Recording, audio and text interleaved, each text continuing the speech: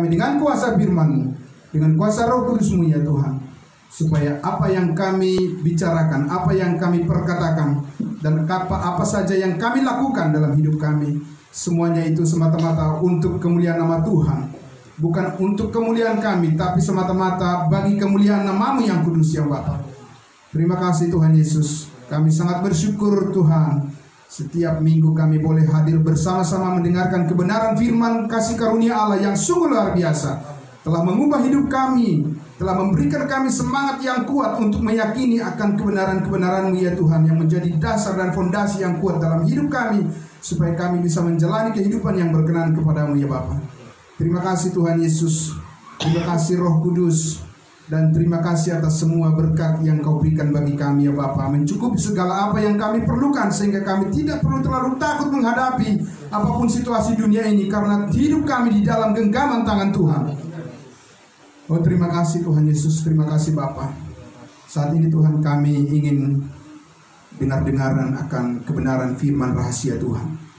Engkau mampukan kami Tuhan, dan tenangkan hati dan pikiran kami ya Bapa di surga, supaya firman Tuhan itu menjadi berakar dan berbuah dalam kehidupan kami sebagai anak-anak Tuhan, orang-orang kudus-Mu. Terpuji Engkau Bapa, di dalam nama Tuhan Yesus kami berdoa. Haleluya. Amin. Jemaat saya persilahkan duduk kembali.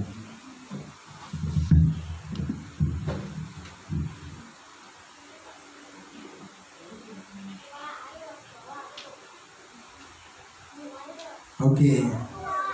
Shalom. Puji nama Tuhan ya. Baik, Bapak Ibu jemaat yang dikasihi Tuhan Yesus, mari kita buka Alkitab kita. Kita akan lanjutkan pembahasan kita, pelajaran kita firman Tuhan.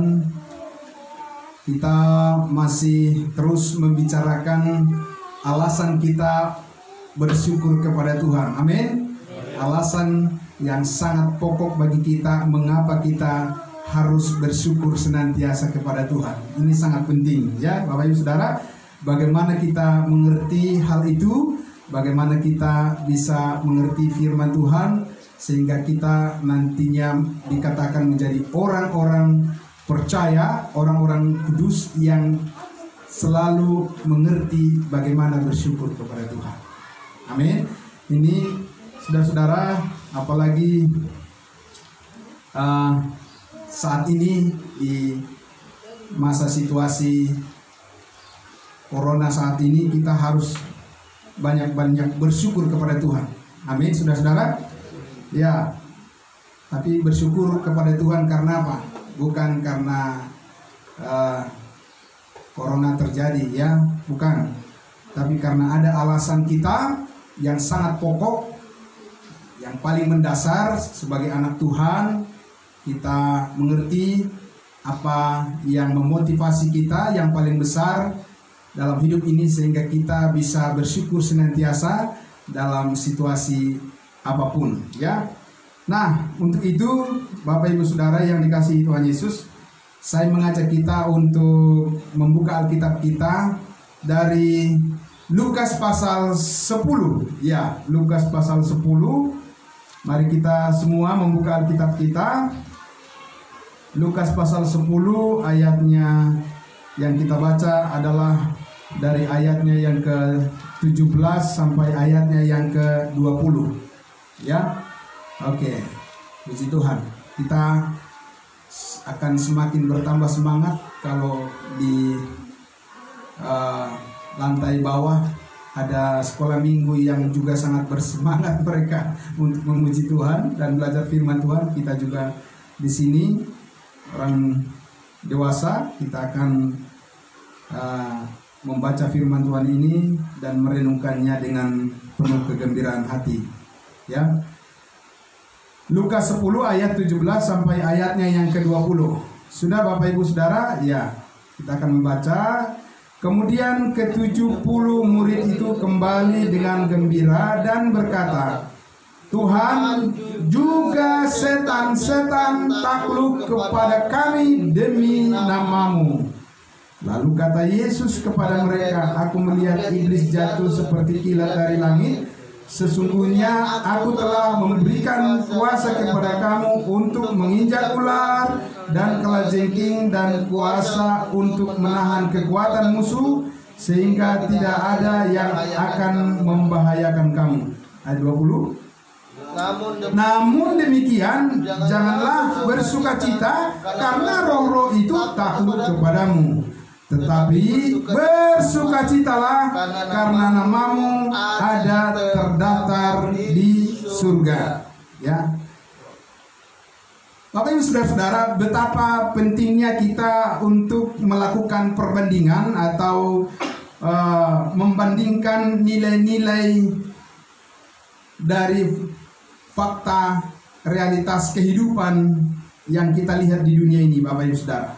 Ya, apalagi berbicara tentang masalah iman atau kebenaran, saudara-saudara, kalau kita salah menilai, kalau kita salah memilih, atau kalau kita salah mengerti, itu sangat fatal akibatnya. Ya. Nah, saudara, kita lihat contoh di sini di bagian yang sudah kita baca ini, saudara-saudara. Tadi di ayat ini dikatakan bahwa ini adalah bagian dari kisah hidup Yesus bersama dengan murid-muridnya dulu 2000 tahun yang lalu. Ya, rupanya Tuhan Yesus mengutus murid-muridnya bukan hanya 12 yang kita kenal sebagai rasul, ya. Tapi ada sekitar, ada berapa? Ya, betul. Di pasal 10 ini judul perikopnya itu yang dikatakan di situ di ayat 1. Kemudian daripada itu Tuhan menunjuk berapa? 70 murid yang lain, lalu mengutus mereka berdua-dua mendahuluinya ke setiap kota dan tempat yang hendak dikunjunginya. Ya. Nah, jadi ketika Tuhan Yesus mengutus mereka, untuk apa mereka diutus, saudara-saudara? Ya, mereka diutus untuk, di ayat 9 dikatakan, diutus apa? Dan sembuhkanlah orang-orang sakit yang ada di situ, dan katakanlah kepada mereka, kerajaan Allah sudah dekat. Jadi, ya, mereka ini, yang 70 murid ini, diutus oleh Tuhan untuk memberitakan apa? Untuk memberitakan tentang kerajaan Allah. Kerajaan Allah kepada siapa, saudara-saudara? Kepada satu bangsa pilihan, yaitu bangsa Israel. Ya, kita bangsa lain belum dikenal waktu itu, belum. Yesus datang, Yesus berkata apa? Aku diutus hanya untuk domba-domba yang hilang dari umat Israel, bukan dari domba-domba yang hilang dari semua orang di muka bumi, tidak. Yesus mengatakan waktu itu, aku diutus hanya untuk domba-domba yang hilang dari umat Israel. Nah, 70 murid ini diutus untuk memberitakan Injil kerajaan sorga kepada mereka. Dan dikatakan tadi, sembuhkanlah orang-orang sakit. Kemudian di ayatnya yang ke-17 itu yang kita baca tadi, saudara-saudara, ya, bagaimana mereka melakukan pemberitaan Injil kerajaan? Mereka menyembuhkan orang-orang sakit. Dan juga ayat 17, mengusir apa? Mereka berkata, Tuhan, juga setan-setan takluk kepada kami demi namamu. Jadi sesudah mereka diutus memberitakan Injil kerajaan kepada orang-orang Israel, kemudian mereka kembali, lalu mereka lapor kepada Tuhan Yesus. Laporannya bagaimana? Tuhan, kami sudah menyembuhkan orang-orang sakit, dan kami juga apa? Kami juga mengusir atau menaklukkan apa? Setan-setan demi namamu. Luar biasa kan? Oh, luar biasa, saudara-saudara. Yesus berikan kepada mereka kuasa untuk menaklukkan apa? Setan-setan. Kalau saudara punya kuasa ini, bagaimana rasanya? Wah, luar biasa kan? Ampun dah setan kepada mereka, diinjak-injak kepalanya, ya kan? Ampun mereka, ya kan? Kepada murid-murid waktu itu. Karena kuasa itu datang dari siapa? Datangnya dari Tuhan Yesus, bukan dari diri mereka sendiri. Sebab pada waktu itu memang Yesus memberikan kuasa itu kepada setiap orang yang percaya, ya, dari orang-orang Israel yang percaya pada saat itu untuk melakukan berbagai macam mujizat, ya. Luar biasa saudara-saudara. Tapi setelah mereka laporan kepada Yesus bahwa mereka itu sangat-sangat puas sekali dengan kuasa yang Tuhan berikan kepada mereka, bahwa ada suatu semacam semacam kebanggaan di situ dalam diri murid-murid ini kan. Dari mana kita tahu itu? Ya, kita tahu itu sebab Yesus, apa yang Yesus katakan pada mereka setelah mereka melapor bahwa mereka telah menaklukkan, bisa mengatur, bisa mengusir setan-setan dan segala macam kuasa-kuasa. Ya, saudara-saudara, setelah Yesus mendengar laporan mereka, apa yang Yesus katakan? Ya, apa yang Yesus katakan? Apakah Yesus bilang, "Woi, good, ya, good, ya, I love you"? Apa begitu Yesus katakan kepada mereka? Apa Yesus katakan apa? Dia yang ke-20. Namun demikian janganlah bersukacita apa? Karena roh-roh itu takluk kepadamu, ya. Tetapi bersukacitalah. Yesus koreksi enggak rasa bangga mereka? Ini dikoreksi, saudara-saudara. Ya, Yesus mengkoreksi kebanggaan mereka. Mereka belum tahu membandingkan apa yang harus paling disyukuri dalam hidup ini sebagai orang yang percaya kepada Yesus. Harus tahu, harus mengerti, jangan salah bersyukur. Ada juga orang salah bersyukur, ya. Salah bersyukur, saudara-saudara, ya. Kalau memang itu merupakan suatu kebanggaan yang pantas di hadapan Tuhan, maka Tuhan Yesus tidak perlu mengoreksi itu. Tapi kenyataannya di sini Tuhan Yesus katakan apa? Janganlah, ya, bersukacita karena roh-roh itu takluk kepadamu, karena kamu punya kuasa, kamu punya kehebatan, kamu punya jabatan yang tinggi, kamu punya kuasa dan kamu punya segala sesuatu yang ada di dunia ini. Tuhan Yesus katakan jangan kamu bersukacita karena mendasarkan di situ pada apa yang kelihatan seperti itu. Tidak. Yesus koreksi itu. Amin, saudara. Dan ini adalah koreksi dari firman Tuhan kepada semua orang, supaya tahu bersyukur di atas dasar apa alasnya, apa fondasinya, apa prinsipnya kita bersyukur kepada Tuhan. Tuhan Yesus mengoreksi murid-muridnya, ya, saudara-saudara. Apa koreksinya? Di ayat 20 tadi. Tetapi bersukacitalah karena namamu ada terdaftar di mana? Di dalam surga. Itulah alasan paling dasar bagi semua orang untuk bersyukur kepada Tuhan. Amin. Tapi saya mau bertanya, berapa banyak orang saat ini yang bersyukur kepada Tuhan karena tahu namanya terdaftar di surga? Berapa banyak? Terima kasih, Bu. Betul sekali, iya kan? Sedikit sekali. Kenapa bisa sedikit? Apa ini menggenapi apa yang Yesus katakan? Banyak yang terpanggil, sedikit yang apa itu yang digenapi atau bagaimana ini? Ya kan? Sementara Tuhan mengatakan di bagian lain, Rasul Paulus katakan apa? Allah menghendaki semua orang diselamatkan dan memperoleh pengetahuan akan kebenaran. Amin. Iya. Makanya saudara-saudara di sini Tuhan Yesus mengoreksi kebanggaan mereka.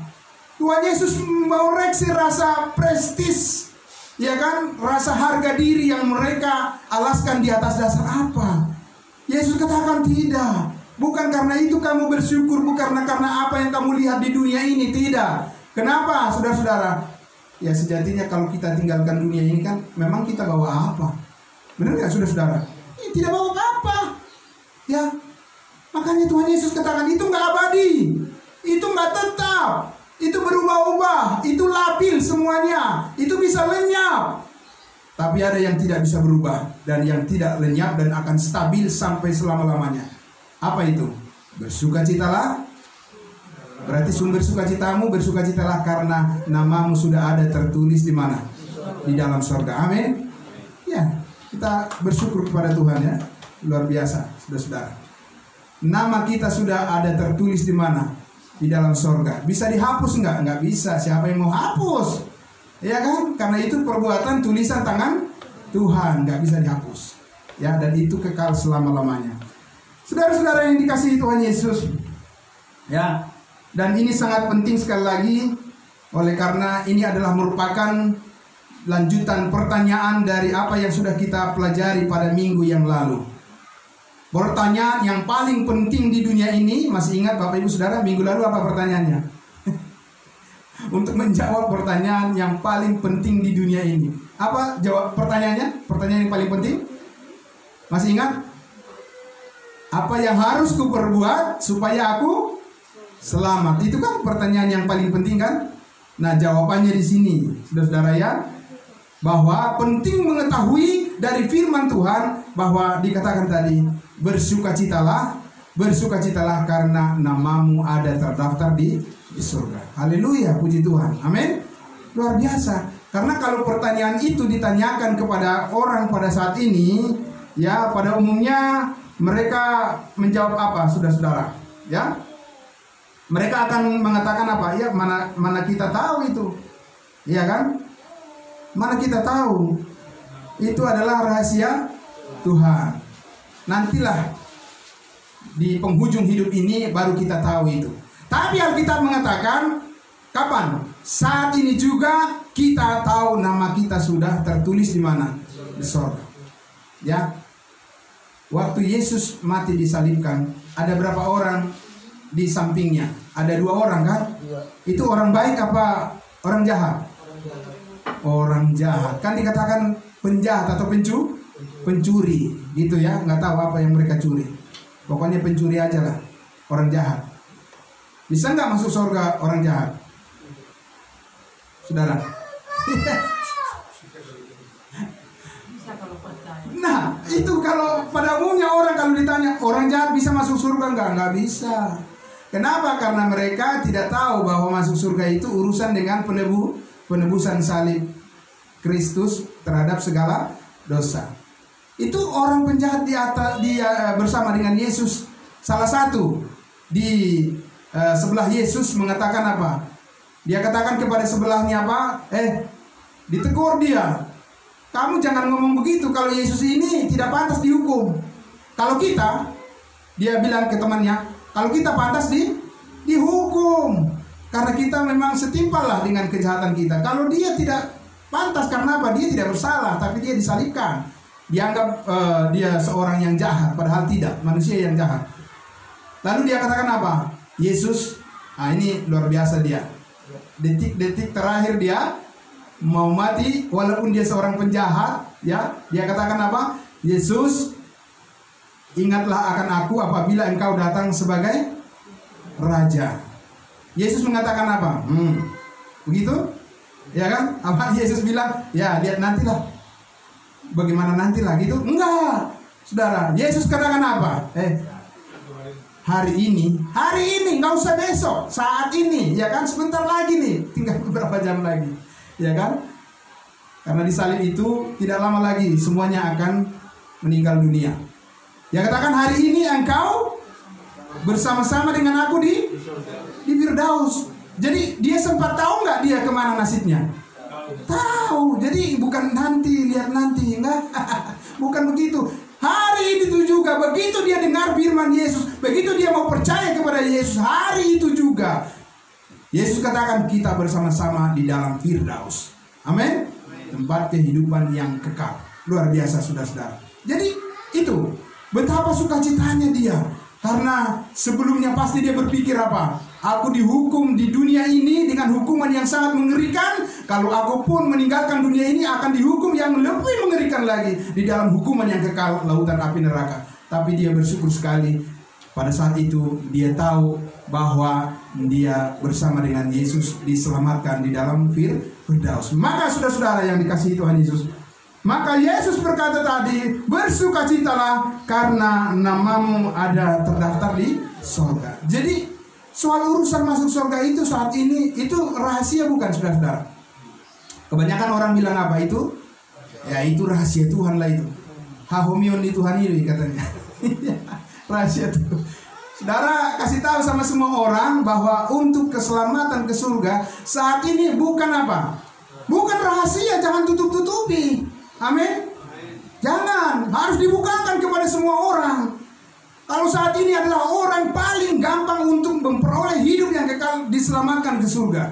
Asal dia tahu apa yang dilakukan Yesus di atas kayu salib, sudah mati menghapus semua dosamu satu kali untuk selama-lamanya. Siapa yang percaya pasti memperoleh hidup yang kekal. Amin. Lalu orang bilang, masa segampang itu? Lah, kalau dikasih yang sulit bisa nggak? Dengan berbuat baik bisa nggak? Nggak bisa juga kan? Dikasih yang mudah tidak mau, dikasih yang sulit apa? Tidak sanggup. Lalu maunya mau gimana? Ya kan? Itulah saudara, pentingnya kita mengerti mengapa kita bersyukur kepada Tuhan senantiasa. Karena Tuhan telah membuka jalan dengan cara yang paling mudah supaya kita diselamatkan dan bisa bertemu dengan Tuhan dan menikmati segala berkat-Nya sementara kita masih ada di dunia ini. Amin. Iya saudara. Jadi saudara-saudara yang dikasihi Tuhan Yesus, ya, maka kita akan lihat di sini kapan dan bagaimana seseorang bisa tahu namanya telah tertulis di dalam kitab kehidupan. Kapan saudara tahu nama saudara tertulis dalam kitab kehidupan di sorga? Dan bagaimana caranya saudara tahu itu? Ya, mari kita lihat di dalam Efesus pasal 1 ayatnya yang ke-13. Efesus pasal 1 ayatnya yang ke-13 dan 14, ya. Begini cara kita untuk mengetahui nama kita sudah tertulis di dalam kehidupan yang kekal, ya. Oke. Dikatakan di sini Efesus pasal 1 ayatnya yang ke-13. Oke? Sudah? Ya. Di dalam Dia kamu juga, ya, ini di dalam Yesus. Karena apa? Karena kamu telah mendengarkan firman kebenaran. Ingat, saat ini orang berada di dalam Yesus adalah kalau dia bersedia membuka telinganya mendengarkan firman kebenaran. Tanpa itu tidak mungkin ada orang bisa berada dalam Yesus. Ya. Tapi firman kebenaran yang mana yang harus didengar supaya orang bisa tiba pada saat dia ada di dalam Yesus? Firman apa? Yaitu Injil keselamatanmu. Ya. Injil keselamatanmu, berita tentang keselamatan. Apa itu, saudara-saudara? Yaitu tentang kabar baik Yesus mati hapus semua dosamu. Amin. Bukan sebagian dosa, ya. Ingat sekali lagi saudara, tidak ada di Alkitab dikatakan sesudah Yesus mati dia menghapus sebagian dosa. Tidak ada.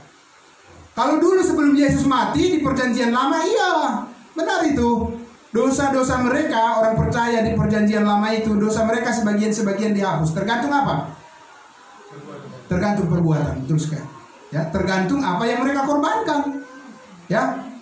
Tapi setelah itu mereka buat dosa lagi, berdosa lagi, dan mereka terus merasa berdosa. Tapi sesudah Yesus mati disalibkan, saudara-saudara, ya, darahnya tertumpah dan Yesus berkata sudah selesai. Sejak saat itu benar-benar Tuhan menghapuskan semua dosa kita, dari dosa yang kecil, dosa sedang, sampai dosa yang paling besar. Tidak ada yang tidak diampuni oleh Tuhan. Amin. Makanya saudara-saudara, tidak ada orang yang terlalu susah mengatakan nggak mungkin saya masuk surga karena terlalu banyak dosa saya. Salah itu. Karena kamu melihat pada dirimu sendiri. Amin. Coba kau lihat pada salib. Amin. Tidak ada di situ dosa yang tidak bisa diampuni. Makanya jangan katakan yang kau tidak bisa berubah. Amin. Pasti bisa berubah. Karena tidak ada yang mungkin. Tidak ada yang tidak mungkin. Maksudnya bagi Tuhan. Tidak ada yang mustahil bagi Tuhan. Karena dia sudah melakukannya semuanya di atas kayu salib.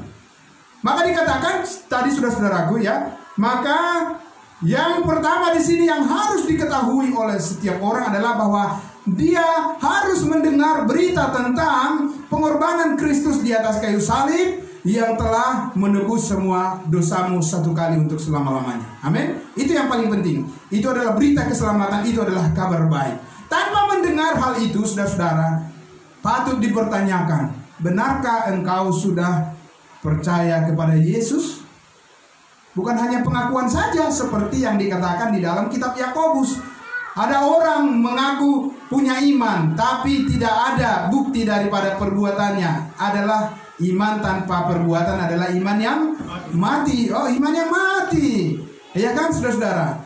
Itu bukan iman yang menyelamatkan. Tapi ketika saudara mendengarkan Injil keselamatan, ketika saudara mendengarkan Yesus mati menghapus semua dosamu, ketika mendengarkan berita firman Tuhan tentang pengorbanan Yesus Kristus di atas kayu salib, penebusan dosa-dosa kita, maka saudara bukan mendapatkan iman yang palsu, tapi iman yang benar, iman yang menyelamatkan.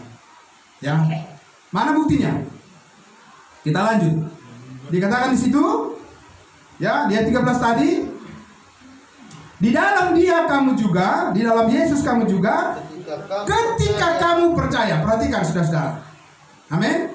Ketika kamu percaya, langsung apa? Dimeteraikan dengan Roh Kudus yang dijanjikannya itu. Langsung dimeteraikan, saudara-saudara. Keselamatan saudara-saudara langsung dimeteraikan. Nama saudara juga langsung didaftarkan di dalam sorga. Oleh siapa? Bukan oleh usaha saudara dan saya. Tidak bisa kita mengusahakan untuk mendaftarkan anggota keluarga kita ke surga kan. Kalau bisa ya kita ajalah yang mewakili ya kan. Semua kita catat ya kan. Satu paguyuban, satu arisan gitu kan. Nama-namanya siapa, terus daftarnya kita kasih kepada Tuhan ke surga. Nggak bisa. Ini persoalan apa? Pribadi. Betul? Pribadi, tidak bisa boncengan, tidak boleh bawa orang, gandeng orang ke situ. Pribadi, setiap orang yang percaya tidak binasa, melainkan beroleh hidup yang kekal. Dan ketika percaya dikatakan dimeteraikan dengan Roh Kudus. Meterai langsung kita memiliki Roh Kudus. Bukan tunggu lama-lama. Saudara-saudara ya. Kalau dulu sebelum Yesus disalibkan, orang percaya pada saat itu disuruh Yesus apa? Menunggu. Dikatakan apa? Menunggu pencurahan daripada Roh Kudus. Disuruh nunggu mereka untuk turunnya Roh Kudus pada mereka sesudah mereka percaya. Ya, tapi saat ini saudara-saudara, kebenaran Allah adalah bahwa ketika kita percaya kepada Injil keselamatan, pada saat itu juga Roh Kudus dimeteraikan dan Roh Kudus berdiam di dalam hati kita. Roh Kudus berdiam di dalam seluruh hidup kita satu kali untuk selama-lamanya. Dia tidak datang lalu pergi. Dia datang lalu pergi, tidak. Ya, itu adalah berkat dari Allah secara permanen. Satu kesatuan dengan kesatuan yang keselamatan yang sudah kita miliki. Satu kesatuan dengan Roh Kudus yang dikaruniakan kepada kita oleh Tuhan. Amin. Satu kesatuan dengan pengampunan, berkat pengampunan yang diberikan kepada kita sekali untuk selama-lamanya. Itu adalah berkat karena anugerah atau kasih karunia Allah saat ini. Ya. Maka saudara, Roh Kudus itu yang mendaftarkan, Roh Kudus itu yang menuliskan nama kita sudah ada di dalam kitab kehidupan di surga yang kekal. Amin. Tidak bisa hilang lagi. Amin. Bagaimana bisa hilang? Ya, karena itu bukan usaha kita. Itu bukan kekuatan kita, bukan karena perbuatan kita, tapi karena semata-mata kebaikan Kristus yang sudah rela mati menggantikan kita. Dan karena kita percaya kepada apa yang dilakukan Yesus, maka Tuhan memperhitungkan itu sebagai kebenaran. Dan kita pun diterima sebagai anak-anak Allah untuk selama-lamanya. Amin. Saudara, itu alasan kita mengapa kita sangat bersyukur kepada Tuhan. Ya. Untuk apa Roh Kudus diberikan kepada kita? Untuk apa Roh Kudus dimeteraikan? Tahu meterai bukan, saudara-saudara? Itu adalah dikatakan seal. Seal itu adalah segel. Ya. Itu adalah tanda milik Allah. Tanda milik Tuhan, dirinya Allah sendiri, untuk menjaminkan kita bahwa kita tidak akan hilang. Kita akan tetap bersama dengan Tuhan untuk selama-lamanya. Amin. Nah, karena itu saudara, di ayat yang ke-14 dikatakan tadi, ya, dan Roh Kudus itu adalah apa? Adalah jaminan bagian kita sampai kita memperoleh seluruhnya. Amin. Iya. Jadi ada jaminan enggak? Amin. Ada jaminan? Oh iya, saudara-saudara. Ada jaminan di dalam firman Allah. Ada jaminan di dalam Injil Kristus. Ada jaminan di dalam kasih karunia Allah. Di luar itu tidak ada jaminan. Ya. Karena itu kita sangat bersyukur kepada Tuhan. Ada jaminan keselamatan kita yang kekal karena Tuhan telah menyatakannya kepada kita melalui Roh Kudus-Nya. Saudara-saudara, ketika Roh Kudus termeterai di dalam hati kita, kita tahu di dalam Galatia pasal 5 dikatakan buah roh adalah apa? Buah roh adalah kasih, kemudian apa lagi? Sukacita. Amin.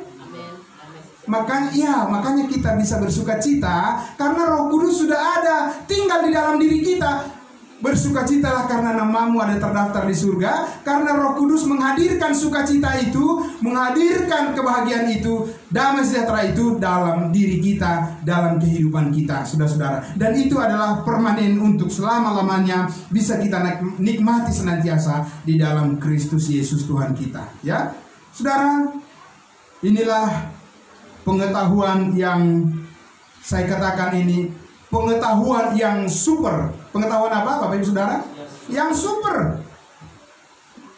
Kenapa pengetahuan yang super, saudara-saudara? Karena saudara tahu di luar sana masih banyak profesor, doktor, S3 dan lain sebagainya belum tahu kebenaran ini. Belum sampai dia kepada pengetahuan itu. Padahal dia sudah apa? Sudah jadi profesor, tapi tidak sampai otaknya ke situ, tidak sampai nalarnya, tidak mampu dia untuk mempercayai bahwa namanya sudah ada terdaftar di surga. Kenapa? Karena mereka mengandalkan pikiran sendiri, padahal sudah orang pintar itu. Karena ini bukan soal orang pintar. Untuk sampai pada pengetahuan yang super ini, yaitu pengetahuan akan hidup yang kekal ini, adalah yang Tuhan minta apa? Percaya. Amin. Ketika kamu percaya, dimeteraikan dengan Roh Kudus, ya.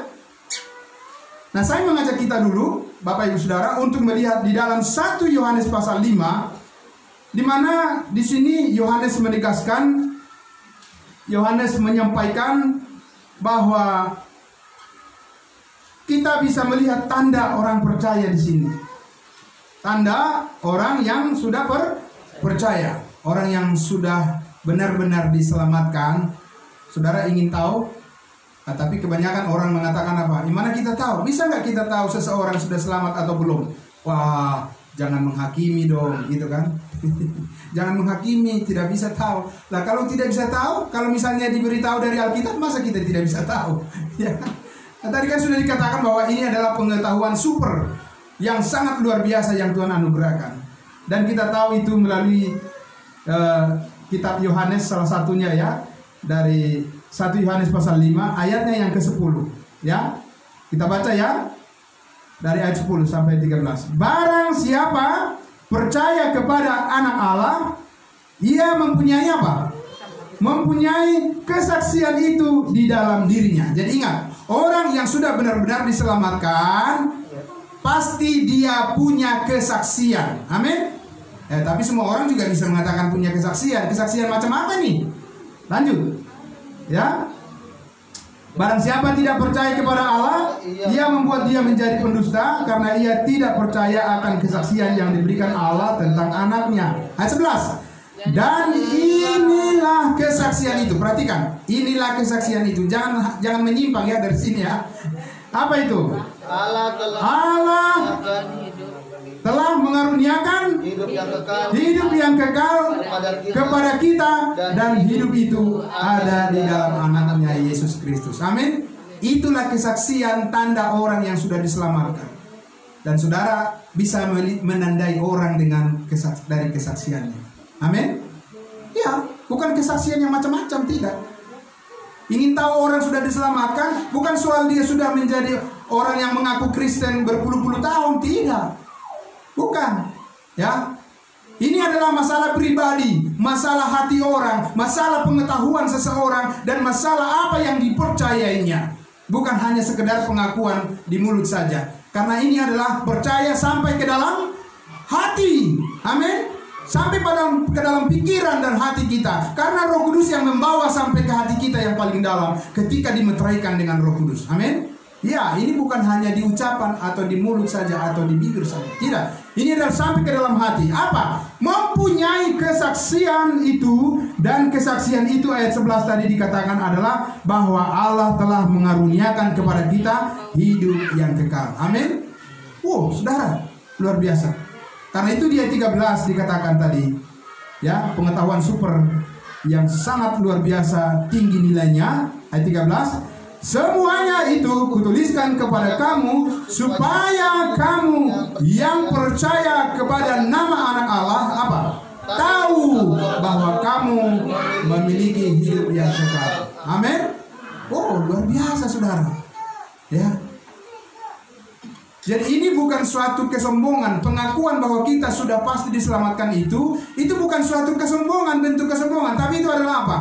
Itu adalah bentuk kebenaran dan kerendahan hati seseorang menerima apa yang dikatakan sesuai dengan firman Tuhan. Amin. Saudara mau menjadi orang yang rendah hati? Katakanlah seperti yang dikatakan firman Tuhan. Amin.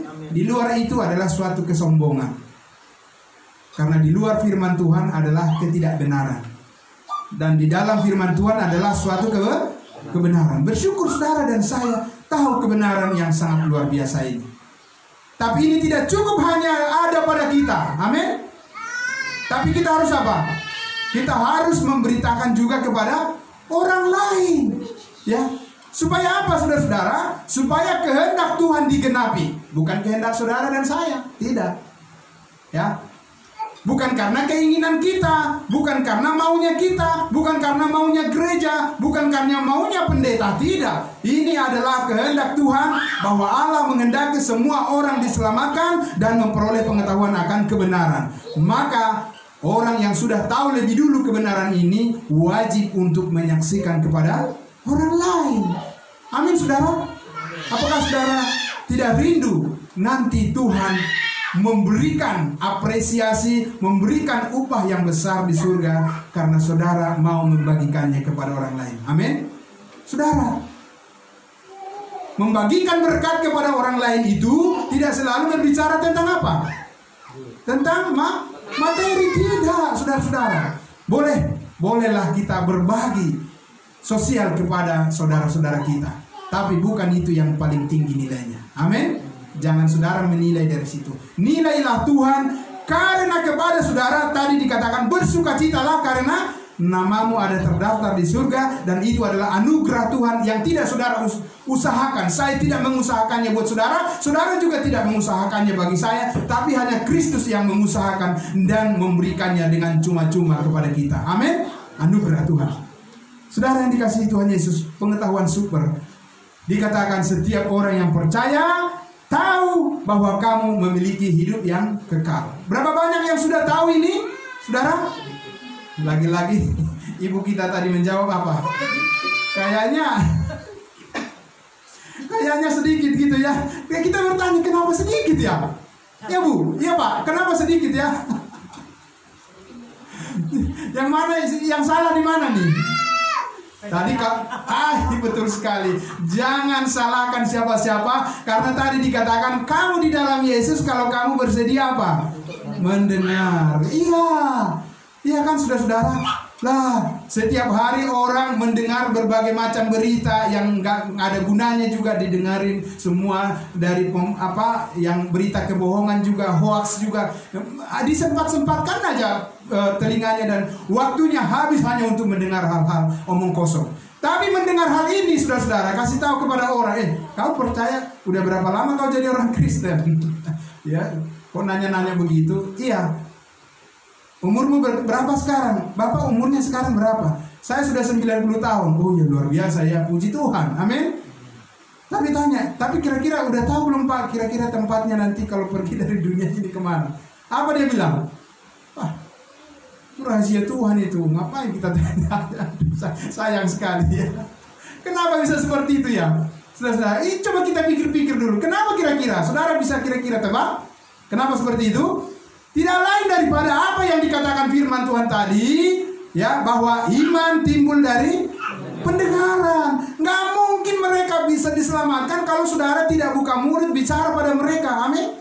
Nah iya, makanya saya rindu saudara kebenaran Injil ini bisa tersebar ke seluruh Indonesia. Amin. Tidak perlu saya punya selembar SK supaya saya membuka mulut saya memberitakan keselamatan ini kepada semua orang. Cukuplah SK-nya dari mana? Dari firman Tuhan. Ya, mana SK-nya dari firman Tuhan, saudara? Coba kita lihat dulu di dalam 1 Korintus 9 sebagai respon kita, ya, respon kita terhadap anugerah Allah yang luar biasa ini. 1 Korintus 9 ayatnya, ya, coba kita lihat, ya.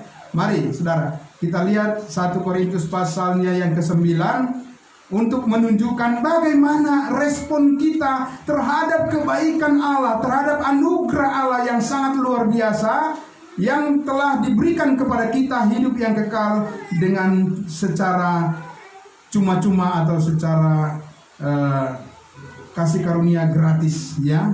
Kita lihat 1 Korintus pasal 9 dari ayatnya yang ke-16. Mari kita baca sama-sama, ya kan? Ya, mari. Karena jika aku memberitakan Injil, aku tidak mempunyai alasan untuk memegahkan diri. Sebab itu adalah keharusan bagiku. Lihat. Jadi bagi orang yang percaya, yang sudah tahu memiliki hidup yang kekal, memberitakan itu kepada orang lain adalah suatu apa? Keharusan. Bukan ya boleh kita pilih-pilih aja, boleh ya, boleh tidak. Enggak.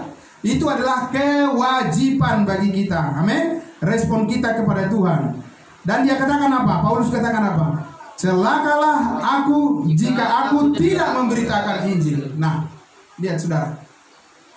Orang menjadi seseorang yang sudah menjadi diselamatkan, sudah menjadi orang kudus, menjadi anak Tuhan, saudara-saudaraku, adalah suatu keistimewaan bagi kita. Keistimewaan untuk menyaksikan keselamatan itu pada orang lain. Amin. Bukan beban. Bukan jadi beban buat kita. Tapi itu adalah merupakan suatu panggilan rasa syukur kepada Tuhan. Amin. Memberitakan Injil itu bukan penginjil itu memberitakan Injil bukan untuk bukan cari makan, ya kan? Jangan. Bukan untuk cari job. Bukan, saudara. Tapi itu adalah merupakan keharusan, kata Paulus, bagiku. Kewajiban bagiku. Bahkan apa? Celakalah. Paulus katakan, celakalah aku jika aku tidak memberitakan Injil. Mampuslah saya, katanya, kalau saya tidak memberitakan Injil. Ya, saudara yang dikasihi Tuhan, itulah makanya berdiri sampai sekarang gereja ini, Gereja Injil Karunia. Karena di dalam hatinya, di dalam persekutuan ini, di dalam gereja yang kudus ini, ada suatu kerinduan yang besar untuk memberitakan Injil keselamatan bagi semua orang. Amin. Iya saudara, bukan karena urusan hal-hal yang lain, tidak. Ini adalah kewajiban dan ini adalah suatu peringatan, ya, bahwa kalau gereja ini, seandainya gereja ini tidak lagi memberitakan Injil, sudah waktunya ditutup. Tutup aja. Paham saudara? Iya. Karena gereja bukan untuk tempat untuk hanya ngumpul dan hanya untuk melakukan hanya rutinitas tiap minggu. Tidak. Kalau itu yang terjadi, ya saudara, percuma kita mengaku bahwa kita pengikut Yesus. Amin. Tapi karena kita rindu agar kebaikan Tuhan, kemurahan hati Tuhan, di mana Dia sudah mati menggantikan kita di atas kayu salib, dan kita diselamatkan oleh anugerahnya, oleh kasih karunia-Nya, hanya melalui iman, dan kita merespon kepada Tuhan, kita beritakan kepada orang lain, kepada semua orang. Apakah mereka percaya atau tidak, itu bagian mereka dengan Tuhannya. Amin. Bagian kita adalah, Paulus katakan, celakalah aku, celakalah gereja, celakalah orang percaya kalau tidak memberitakan Injil. Ya, saudara. Ini bukan hal yang menakutkan, tapi ini adalah merupakan suatu peringatan dari Tuhan yang membawa kita semakin tertib dalam hidup kita untuk melakukan apa yang menjadi kewajiban kita kepada Tuhan. Amin, saudara. Nah, karena itu saudara-saudaraku yang dikasihi Tuhan Yesus, ya. Di sini kita sangat bersyukur kepada Tuhan bahwa setiap minggu ada saja jiwa yang diselamatkan. Amin, saudara. Kemarin di sini jauh mereka datang dari Jakarta Pusat. Untuk apa mereka datang? Mendengarkan Injil Kristus, dan nanti tanggal 2 Agustus mereka akan gabung bersama-sama dengan kita. Amin, saudara. Iya, luar biasa saudara-saudara. kalau kita membuka mulut kita, kita menyaksikan bahwa kita ini adalah orang yang tahu berterima kasih dan bersyukur kepada Tuhan, maka percayalah saudara-saudara, ya, Tuhan akan menarik jiwa kepadanya. Amin.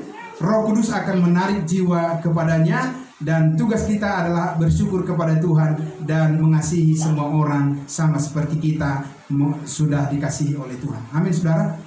Luar biasa, saudara. Hidup itu tidak lama, hidup itu singkat saja. Tapi kalau yang singkat ini kita sia-siakan, wah, saudara, sudah tahu kan saudara dan saya bahwa nanti kita juga akan menghadap apa? Menghadap tahta pengadilan Kristus. Bukan untuk menentukan keselamatan kita masuk surga atau tidak. Bukan, di sini itu sudah ditentukan dan sudah dipastikan. Amin. Untuk apa, saudara? Di sana dikatakan apa?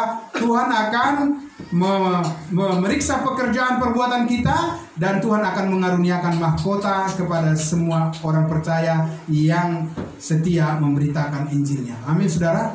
Luar biasa, saudara-saudara. Dalam hidup kita ini banyak yang penting, tapi kita tidak boleh melupakan yang paling penting, yaitu bahwa Kristus telah mati untuk menebus semua dosa kita. Amin, saudara. Tuhan mau, firman Tuhan mau, dan kita mau semua, kita dibangun sukacita kita dan keluarga kita di atas kebenaran yang sangat luar biasa ini. Amin. Nah, karena itu Paulus katakan di dalam Filipi pasal 4 ayat 4, apa yang dia katakan? Bersukacitalah senantiasa di dalam Tuhan. Sekali lagi kukatakan, bersukacitalah. Amin, saudara.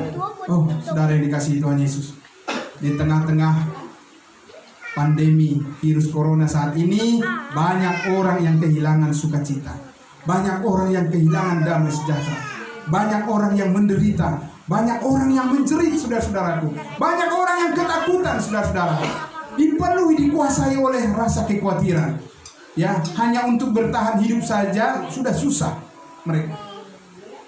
Tapi saudara dan saya, kita ini adalah anak-anak Tuhan. Amin. Kita memiliki jaminan Roh Kudus yang akan memelihara hidup kita. Amin. Tuhan tidak akan meninggalkan kita begitu saja. Dia sudah ada bersama-sama dengan kita untuk selama-lamanya. Karena itu saudara dan saya, sekali lagi, mari saudara makin cinta firman Tuhan, ya, makin rindu firman Tuhan, dan makin rindu juga untuk melakukan kebaikan-kebaikan di hadapan Tuhan. Terpujilah Tuhan kita, Yesus Kristus. Mari kita berdoa. Terima kasih Bapa di surga, terima kasih Tuhan, karena hari ini Engkau mengantarkan kami untuk mengerti lagi bagaimana kami memahami dasar kami yang kuat, motivasi kami yang terbesar untuk senantiasa bersyukur kepada Tuhan, bukan pada hal-hal yang sementara, yang sifatnya temporer, tapi kami bersyukur karena suatu alasan yang teguh, yang kuat, karena Tuhan telah menerima kami menjadi anak-anak-Mu secara permanen untuk selama-lamanya. Nama kami sudah terdaftar ada di dalam sorga, yang tidak akan bisa dihapuskan, tidak bisa digagalkan, dan tidak bisa dicabut oleh siapapun lagi, oleh kuasa apapun. Karena itu Bapa di surga, kami ingin bersyukur senantiasa kepadamu ya Bapa. Dan kami ingin terus ya Bapa lebih dalam lagi masuk ke dalam kebenaran, pengenalan akan kasih-Mu, kebenaran, pengenalan akan pribadi-Mu yang sangat luar biasa dalam. Tuhan Bapa di surga, terima kasih Tuhan karena ada Roh Kudus yang menolong kami, membimbing kami, dan juga memimpin hidup kami senantiasa.